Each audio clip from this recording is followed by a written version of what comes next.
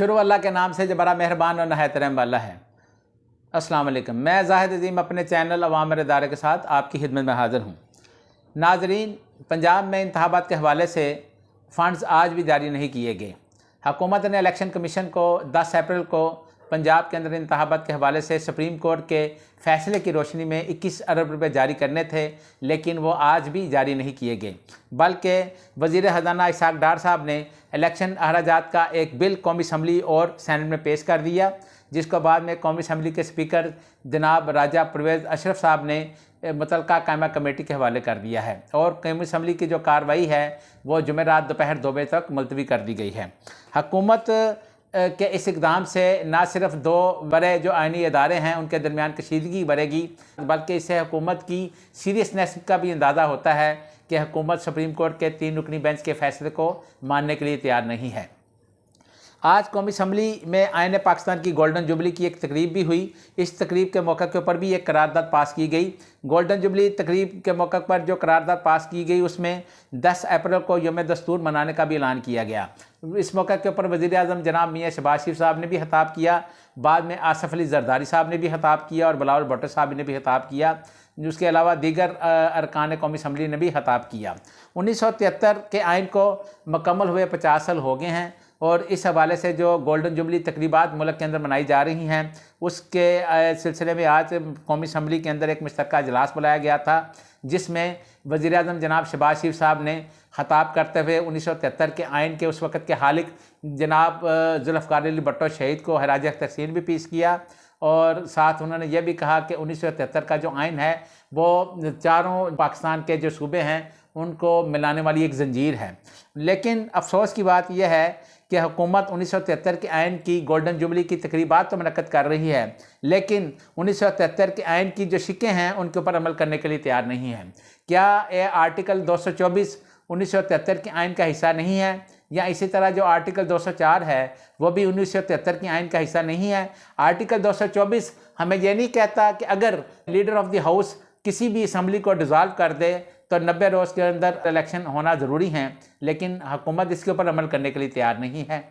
इसी तरह जो आर्टिकल 204 है 1973 के आइन के मुताबिक वो हमें यह नहीं कहता कि सुप्रीम कोर्ट का कोई भी फ़ैसला हुकूमत और बाकी जो दीगर इदारे हैं उनके ऊपर मानना लाजमी है, लेकिन अफसोस इसके ऊपर भी हुकूमत अमल करने के लिए तैयार नहीं है। यानी हुकूमत खुद ही 1973 के आइन को मानने के लिए तैयार भी नहीं है और 1973 के आइन की 50 साल तकरीबात के हवाले से वो तकरीरें भी कर रहे हैं और उसके हवाले से मुख्तलिफ़ जगहों के ऊपर तकारीब मुनक़्क़द की जा रही हैं, लेकिन उसके ऊपर अमल करने के लिए तैयार नहीं है। कितने अफसोस की बात है कि हम सुप्रीम कोर्ट के फ़ैसले को भी मानने के लिए तैयार नहीं हैं, और जबकि 1973 का आइन इतना खूबसूरत आइन है कि उसके मुताबिक पाकिस्तान के जितने भी इदारे हैं उनका जो रोल है वो वाज़ह डिफ़ाइन किया हुआ है, लेकिन हम आइन के मुताबिक तो अमल करने के लिए तैयार नहीं है। वैसे हम ये कह रहे हैं कि जी 1973 का आइन जो है वो हमारे लिए बहुत अहम है।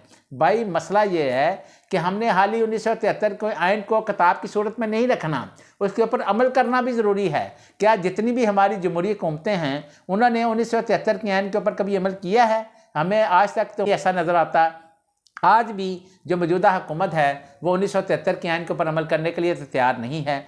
आज इसी आइन की गोल्डन जुबली की तकरीबात के हवाले से काजी फ़ायज़ ईसा जो सुप्रीम कोर्ट के सीनियर तरीन जज हैं उनको भी दावत दी गई थी, और बड़ी अच्छी बात है कि जस्टिस काजी फ़ायज़ ईसा साहब ने इस मौके के ऊपर सुप्रीम कोर्ट के ख़िलाफ़ कोई बात नहीं की, बल्कि उन्होंने कहा कि ये जो यहाँ पर जितनी भी सियासी बातें की गई हैं उनसे मैं बिल्कुल इत्तफ़ाक़ नहीं करता। उन्होंने कहा कि मैं और मेरा इदारा आइन के साथ करें हैं। काजी फ़ायज़ ईसा की तकरीर से जो हुकूमत हासिल करना चाहती थी वो तो उनको हासिल नहीं हुआ, क्योंकि काजी फ़ायज़ ईसा ने उस मौके के ऊपर कोई गैर आइनी बात नहीं की और ना ही उन्होंने सियासत के हवाले से हुकूमत की किसी बात को लब्बैक किया है। पार्लियामेंट के अंदर जो एक मुश्तरका इजलास आज बुलाया हुआ था, जिसके अंदर गोल्डन जुबली तकरीबात के हवाले से भी बातें की गई और तकारीर की गई। इसी पार्लियामेंट के मुश्तरका इजलास के अंदर हुकूमत ने सुप्रीम कोर्ट के ऊपर भी एक फिर हमला किया है। यानी सुप्रीम कोर्ट की जो प्रैक्टिस एंड प्रोसीजर बिल दोबारा आज मुश्तरका जो पार्लियामेंट का जो इजलास था उससे मंजूर करवाया गया। और इस मौके के ऊपर जो PTI के जो अरकान थे उन्होंने इस बिल की शदीद मुखालफत भी की और नारेबाजी भी लगाई। अपोजिशन ने बल्कि झंडे की कापियाँ भी फाड़ दी और स्पीकर कौमी असम्बली के गिर्द उन्होंने घेराव भी किया। आसिफ अली जरदारी साहब ने भी गोल्डन जुबली तकरीबात के हवाले से आज कौमी असम्बली के अंदर तकरीर की। उनकी तकरीर काफ़ी मुस्बत थी और उनका ये कहना था कि वज़ीर आज़म शहबाज शरीफ साहब को गैर मशरूत तौर पर अपोजिशन के साथ मुज़ाकरात करने चाहिए। पीपल्स पार्टी का चूँकि एक हमेशा से ये रिकॉर्ड रहा है, पीपल्स पार्टी हमेशा जमहूरी रवायात को बड़ी कदर की निगाह से देखती है और आज आसिफ अली जरदारी साहब ने उसी हवाले से जो कौमी असम्बली के अंदर तकरीर की और उन्होंने वज़ीर आज़म शहबाज शरीफ साहब को गैर मशरूत तौर पर अपोजिशन के साथ मुज़ाकरात करने का मशवरा भी दिया। उन्होंने ये भी कहा कि मेरे पास कहने को बहुत कुछ है, मेरे पास बहुत ज़्यादा राज हैं, लेकिन मैं कुछ राज जो हैं उनको तो अफशा कर सकता हूँ, आपसे शेयर भी कर सकता हूँ, लेकिन कुछ नहीं। पता नहीं आसिफ अली जरदारी साहब के पास ऐसे कौन से राज हैं, ये तो आने वाला वक्त ही बताएगा कि आसिफ अली जरदारी साहब किन राजों के ऊपर पर्दा उठाते हैं। आसिफ अली जरदारी साहब ने तकरीब के अंदर खिताब करते हुए ये भी कहा कि जापान भी दिवालिया हो गया था, कोरिया भी दिवालिया हो गया था। इसी तरह उन्होंने भारत का भी हवाला दिया।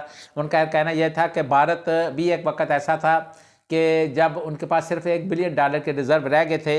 उन्होंने कहा कि पाकिस्तान भी इंशाल्लाह उठेगा और हम इसे उठाएंगे। लेकिन आसिफ अली जरदारी साहब इस वक्त तो पाकिस्तान के अंदर तकरीबन PDM की जो हुकूमत है उसको 1 साल हो गया है और 1 साल के अंदर तो हम अभी तक तो मनफी ही जा रहे हैं। अभी तक तो हमारी जो हुकूमत की जो कारकर्दगी है वो मनफी ही है। तो अल्लाह करे कि आपकी जो बातें हैं, जिस तरह आपने पहले भी जिस वक्त मोहतरमा बेनज़ीर भुट्टो शहीद साहबा जो है वो उनके ऊपर अटैक हुआ और उस वक्त आपने पाकिस्तान खपे का नारा लगाया, आज भी हम तवक्को करते हैं कि अल्लाह करे PDM की जो हुकूमत है वो इस मुल्क के जो हालात हैं माशी तौर पर उसको बेहतर करने में कोई कारआमद साबित हो। लेकिन अभी तक की जो प्रोग्रेस है उससे तो ये अंदाज़ा नहीं होता कि PDM की हुकूमत की कोई जो कारकर्दगी कोई काबिल कदर है, क्योंकि अभी तक तो पाकिस्तान के अंदर सिवाय महंगाई, डॉलर ऊपर जाने, शरह सूद में इजाफे, इनके अलावा हमें कुछ नज़र नहीं आता। और पाकिस्तान के इस वक्त जो माशी हालात हैं वो इतने ख़राब हो चुके हैं कि जिसके ऊपर तहरीक-ए-इंसाफ इमरान खान साहब जो हैं वो उसके ऊपर एक वाइट पेपर जारी करना चाहते हैं और वो देखें वाइट पेपर जब आएगा तो पता चलेगा। क्योंकि अभी तक पाकिस्तान के अंदर जितने भी इशारे हैं मईशत के वो सारे मनफी हैं। आज तहरीक-ए-इंसाफ ने एक और बात की है जिसमें बाकायदा इमरान खान साहब ने जो कल आमिर शहजाद साहब जो SHO अचानक हार्ट अटैक की वजह से उनकी डेथ वाक़या हो गई, इमरान खान साहब ने उसकी मुकम्मल तहकीकात करने का मुतालबा किया है। उनका ये मुतालबा था कि SHO जो आमिर शहजाद है वो पहला आदमी था जो जिस मेरे ऊपर जो अटैक किया गया था वो मेरा पहला विटनेस था जिसने FIR काट कर इसकी इन्वेस्टिगेशन शुरू की थी। उनका कहना यह था कि पहले भी इस हवाले से FIA के डॉक्टर रिजवान उनको भी दिल का दौरा पड़ा और मकसूद चपरासी जो है उनको भी दिल का दौरा पड़ा।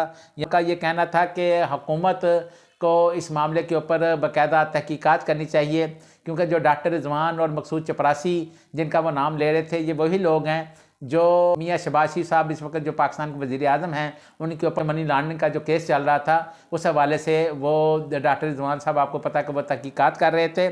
इसी तरह इमरान खान साहब ने JIT की जो रिपोर्ट है उसके हवाले से भी कुछ तहफ़्फ़ुज़ात का इज़हार किया। उन्होंने कहा कि JIT की जो रिपोर्ट है उसमें काफ़ी छेड़छाड़ की गई है और उसको तब्दील किया गया है।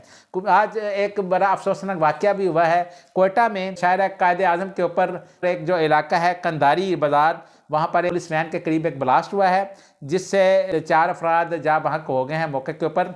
उनमें 2 पुलिस के अहलकार शामिल हैं और 14 के करीब जो लोग हैं वो ज़ख्मी हो चुके हैं। ज़ख्मियों को करीबी अस्पताल ले जाकर दाखिल करवा दिया गया है। पुलिस के मुताबिक जो धमाका है मवाद मोटरसाइकिल के अंदर नस्ब किया गया था और पुलिस की गाड़ी जो है वो उसका टारगेट था।